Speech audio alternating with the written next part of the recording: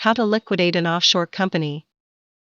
The liquidation process of an offshore company varies depending on the country of incorporation, but in any case involves a director/shareholder deciding to put the company into voluntary liquidation, appointing a liquidator, and filing the relevant application with the registering authority.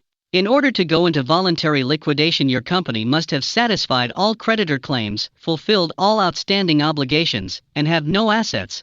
In some jurisdictions, liquidation involves the courts. In others, publication of a relevant notice is required.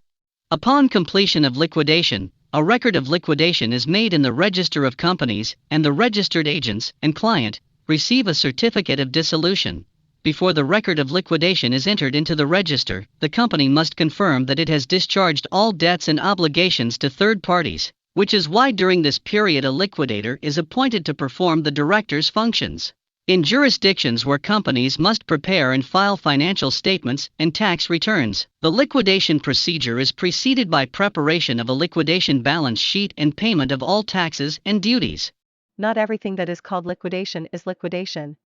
In our understanding of the word, liquidation is a process which, once completed, acts as a barrier to separate the mistakes of a turbulent adolescence of your business from its quite respectable adulthood. In other words, after having liquidated a company, you feel absolutely free from anything negative that was associated with it.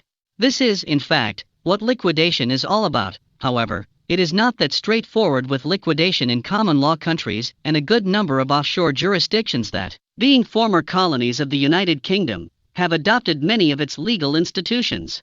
Thus, such countries may have 4 different procedures which all might at first glance look like a much desired liquidation, striking off, liquidation, dissolution, and winding up, but they clearly have very different legal consequences.